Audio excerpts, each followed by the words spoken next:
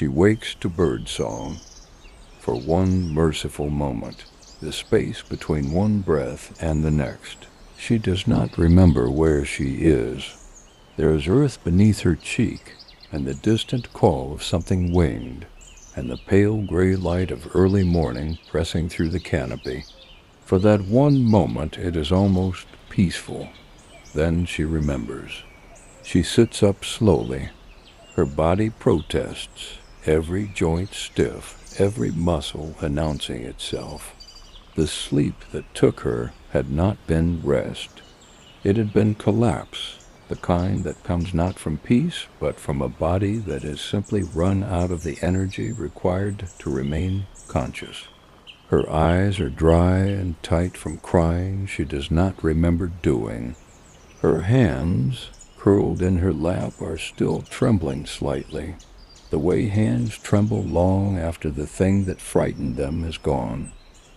She thinks of her mother first, the way she moved through the morning, unhurried, humming something low and tuneless while she stirred the pot, the warmth of her hands, the particular way she said her daughter's name, not the formal name, but the small one, the one used only at home, only in love. She wonders if her mother is eating, if she is sleeping, if grief has made her thin. She thinks of her father, who had not looked at her during the trial, who had stared at the ground the entire time, his jaw working, his hands clasped behind his back. She had told herself it was shame. She had told herself he believed them.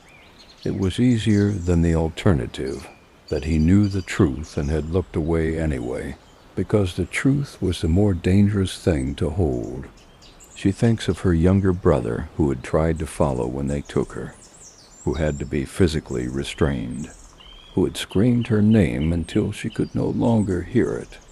The sob that moves through her is quiet and total.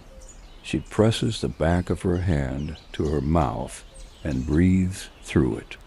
She allows herself this one moment, just one, and then she gets to her feet. She cannot afford to stay here. She retraces the way she came, or what she believes is the way she came. Ozala does not make it easy.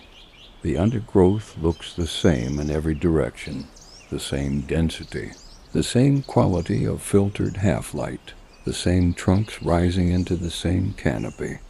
She picks a direction based on what feels right and walks, because feeling is all she has. She has not gone far when she hears it. Water moving over stone, the clean, bright sound of a brook cutting through the undergrowth. She is running before she has decided to run. Only now, with her lips at the water's edge, does she realize how thirsty she is. She drinks with both hands cupped, then drops to her elbows and drinks directly, without dignity, without shame. The water is cold and clean. She sits back on her heels afterwards and breathes, and for a brief moment the forest seems almost survivable. She rises. She walks. She walks through the morning. She walks through the better part of the afternoon, her shadow shifting from her left side to her right and shortening as the sun arcs overhead. Not that she can see the sun, only sense its movement in the changing of the light. She watches for thinning trees, for any suggestion of a border, a boundary, the edge of Ozala giving way to open land. She finds nothing. The forest continues in every direction with the patient indifference of something that is never needed to end. By evening, her legs are leaden and her mouth is dry again. Then she hears it, water, moving over stone. She pushes through the last of the undergrowth and stops a brook. Boulders rounded and smooth at its edges, a particular bent tree leaning over the water from the far bank, its reflection rippling on the surface. She stares at it. She looks at the tree. She looks at the placement of the stones. She looks at the small indent in the mud at the water's edge, where her elbows had pressed that morning.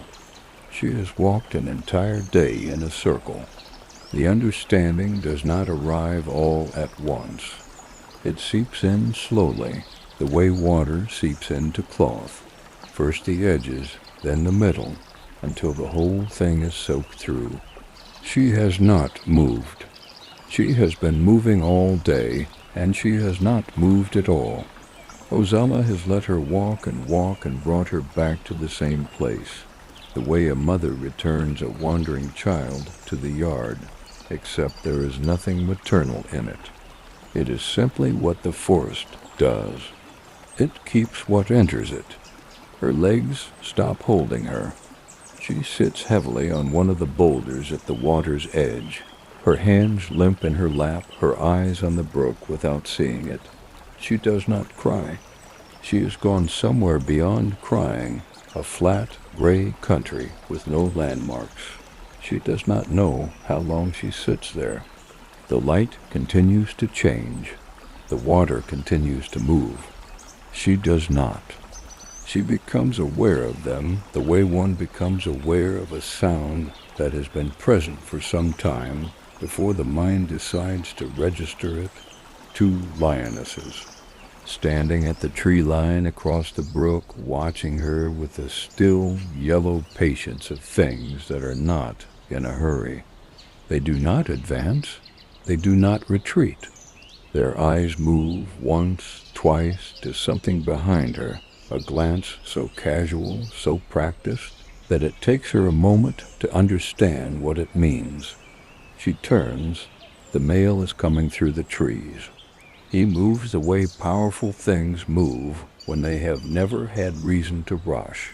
Each step placed with a heavy, unhurried grace, his mane dark and full, his eyes fixed on her with an attention that is completely without drama. He is not stalking. He is simply approaching, the way a king crosses a room he already owns. His confidence is the most frightening thing about him. It leaves no room for the possibility that this ends any other way. She runs. The forest comes at her, branches whipping across her face, undergrowth snagging her ankles, the ground uneven and treacherous beneath her feet. She can hear him behind her, the heavy rhythm of his pursuit, and the sound of it does something to her legs that fear alone could not, drives them faster than she knew she could go. Her lungs burn. Her heart is enormous in her chest, louder than her footsteps, louder than the branches breaking behind her. She can feel him gaining. She does not see the stump until her foot catches it. The ground comes up fast. She hits it hard, palms and knees, and for a moment she simply lies there, winded, the world tilting. Then the sound of him reaches her again, and she scrambles, tries to rise. A hand appears in front of her face. She takes it without thinking. It closes around hers and pulls, not roughly, but with a certainty that brooks no argument, and she is on her feet. She looks up. He is tall, broad-shouldered, built the way men are built when they have spent their lives doing hard things in hard places. His arms are roped with muscle, his jaw cut clean and sharp, the face above it striking in a way that takes her a half-second too long to process.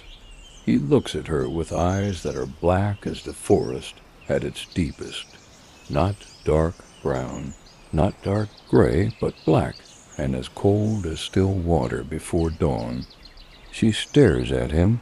He is, she thinks, despite everything, despite the lion in the forest and the fact that she is about to die, almost unreasonably beautiful. Then the growl reaches her. She comes back to herself. The lion has slowed. He approaches them now with the same unhurried authority as before, his teeth bared, a sound coming from his chest that she feels in her own rib cage, low and continuous. the sound of something that has decided. His eyes move between her and the man holding her hand with a focus that seems almost personal. The man steps in front of her.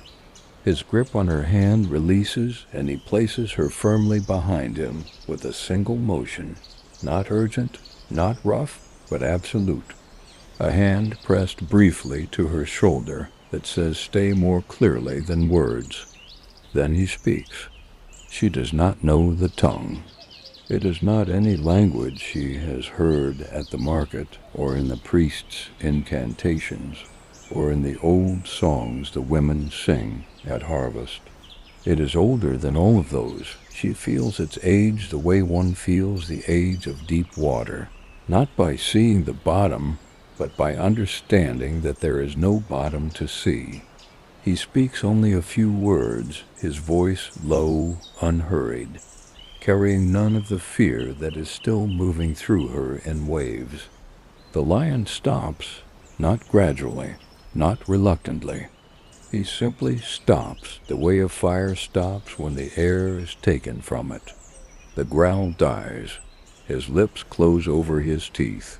The aggression drains from his body so completely it is as though it was never there, and what remains is an animal standing in a forest, still and attentive, its yellow eyes on the man in front of him. Then the man says one more word, quiet. Final, the lion turns and walks back into the trees. She watches him go, her heart still hammering, her breath still ragged. And she sees it in the moment before the darkness of the undergrowth swallows him. Something move through the lion's eyes, something that has no business being in the eyes of an animal. It is not submission. Submission is what the small give to the large. This is something older than that, and rarer. It is respect. She turns to look at the man beside her. He is already looking at her.